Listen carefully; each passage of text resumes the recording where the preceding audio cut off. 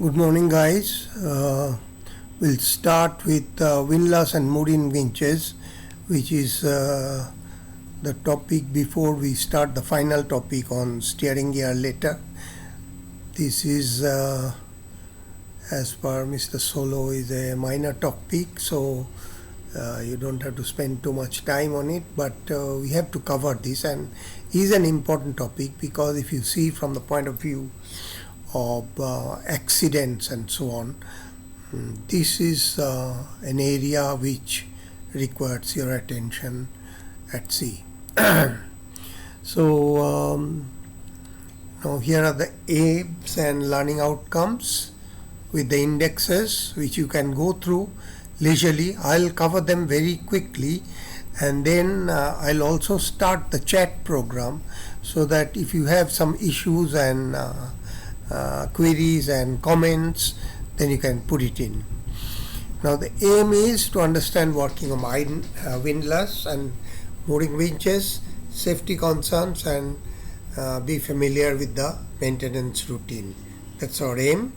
And the learning outcomes at the end of the lesson, you should be familiar with defining the purpose of windlass and mooring winches, identify the importance of these equipment in maritime operations, what are their configurations commonly used in the industry, explain the power systems used to drive these, describe the mechanical operation. That means you should be somewhat familiar with the operation of the anchor handling. There's a nice video which I'll be uploading, so you can that's a very good video which I'll upload, and once you have a look at it, you have a fairly good idea how this anchor handling is done and mooring is done. Identify and describe the main components, so you should be familiar with these various terminologies: drums, gypsies, wildcats, all kinds of names they have. And on both sides of the Atlantic, unfortunately the names are different, so I mentioned that as well. Then be familiar with additional equipment such as chain stoppers, tensioners, fairleads, etc. Be familiar with the maintenance routines, including daily, weekly. I've put in 6 monthly as well. Then troubleshoot common issues, and of course risk assessment, hazard identification related to windlass and winch maintenance. So there are about nearly 50 slides, so go through. The first slide here is a bit of a definition and is a picture.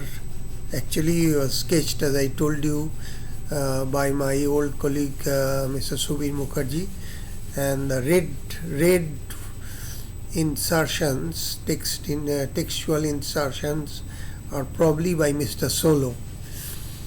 So it gives you some of the the normal terminology which are used.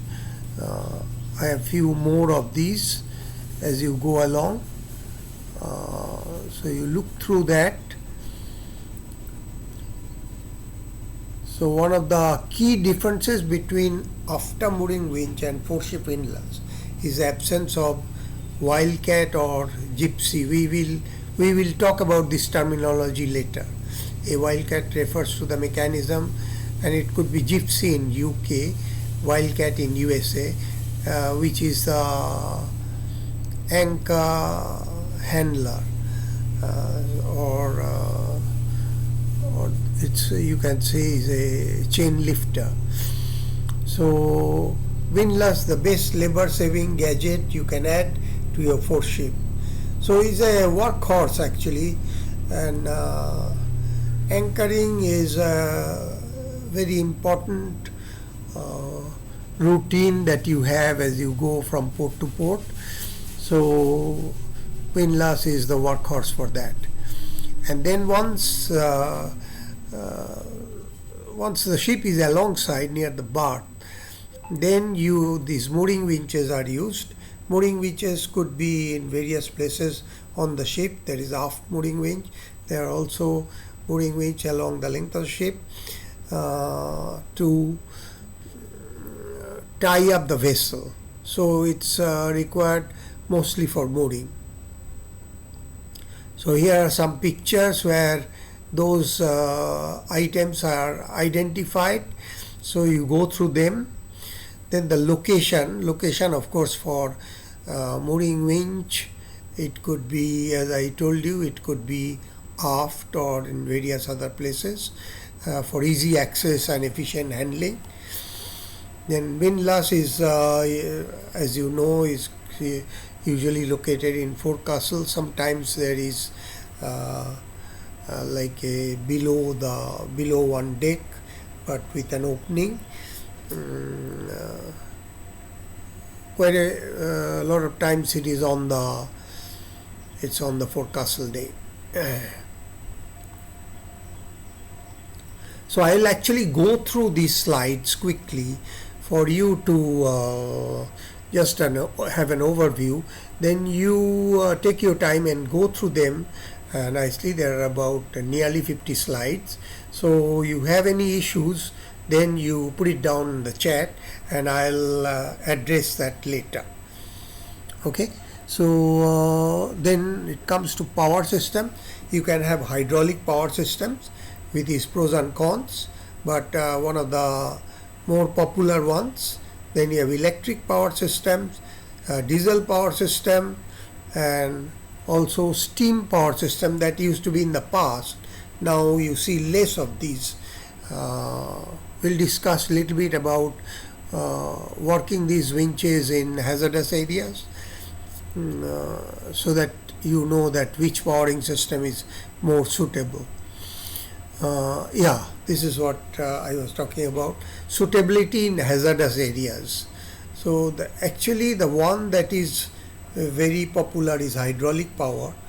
It's safe because they don't produce sparks or flames.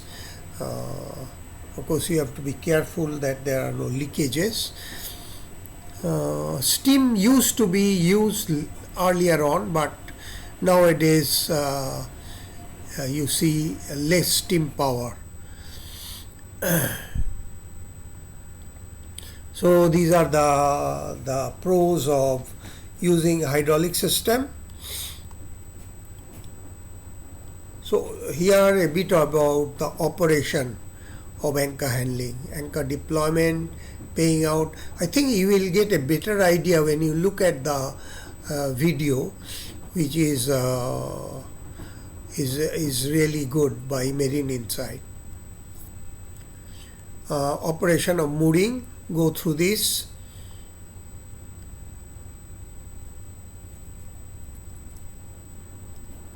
So a picture of the mooring winch.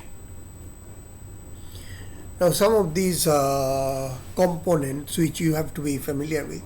Drum, you have gypsy head, tension drum, and the next is gypsies and wildcats. The wheel for line is termed warping head, while the chain handling wheel is variously referred to as gypsy in the UK and wildcat in the North America. So gypsy is the one which is the term which is used in UK. So that's the chain wheel lifter. Gypsy, also known as the chain wheel lifter, actually is a specialized component designed to handle and grip the links of an anchor chain. It features teeth or pockets that engage with the chain links, allowing control movement and secure handling of the chain. You won't find that in mooring winches. It's used for windlasses. So gypsy functions using the UK terminology, operation, chain handling is given. Wildcat is the one which is used for the mooring lines. Okay, so that's the gypsy for chain handling, and that's UK terminology.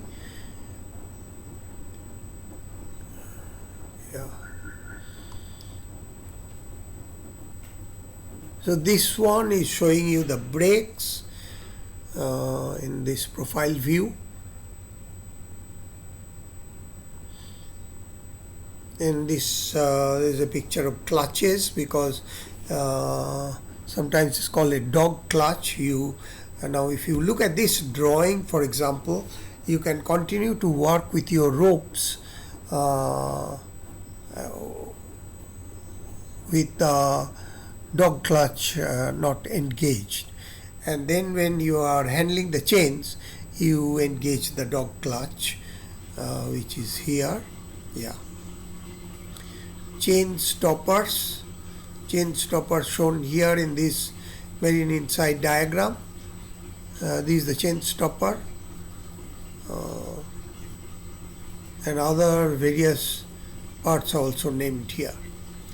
Now these tensioners, I am not very sure whether we use it on big ships. You can tell me, but what I have seen that in the offshore they use quite a lot. Then of course you don't use the chain stopper and you keep it on tensioner, so continuously it will maintain the tension. So okay, after that, this is the after deck arrangement. This is a picture of after deck arrangement with the various things like fair leads and roller guides. Now comes to the maintenance. So what are the weekly operations? Visual inspection, lubrication, cleanliness, monthly functionality check, electrical connections, wire rope inspection, greasing, etc.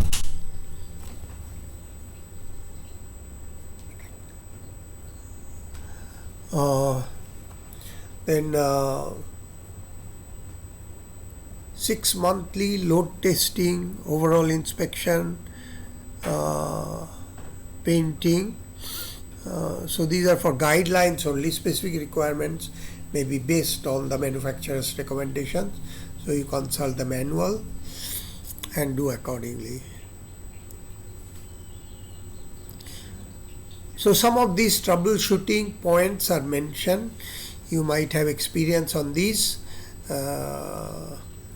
like this issue is insufficient power or slow operation. Go through them. If you have some issues, you let me know.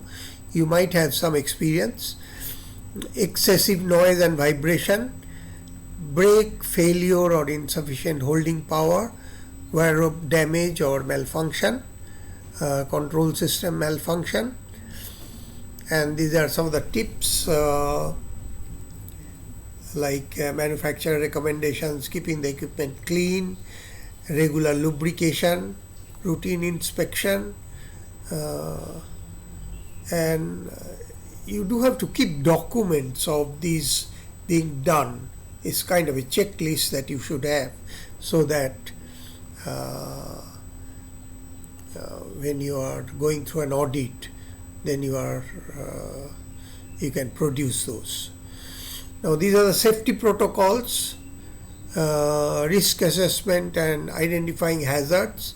There is these LOTO procedures being introduced. So I have given a little bit about these LOTO procedures. Basically is designed to protect workers from hazardous energy sources, so that they are really isolated, the energy sources, when you are working on the maintenance. Confirmation, verification, tagging, warning signs, etc., just to ensure that there is no inadvertent operation of the equipment while you are doing maintenance. Then this is the thing that you are, I'm sure, quite familiar with, the job hazard analysis, ranking those hazards, then what are your mitigation measures, etc., hazard identification, equipment inspection, environmental hazards, and lifting and so on. You have problems there. Then lastly, we'll talk about emergency preparedness. You must have an emergency response plan. and communication is always extremely important. So these involved personnel with safety and risk assessment expertise. Regular review and updates are necessary. Prioritize safety and proactive in risk management and minimizing these potential hazards. So go through them and put down your thoughts in the chat. So if you sign into the chat, I would know that you have gone through it. So even if you are not putting anything down, just say hi or say chat, then I would know that you are there. Okay. I will be seeing you next. I think I want to do a class on the steering face to face. Will be probably better on the first day, and then we'll see how it goes. Okay, bye.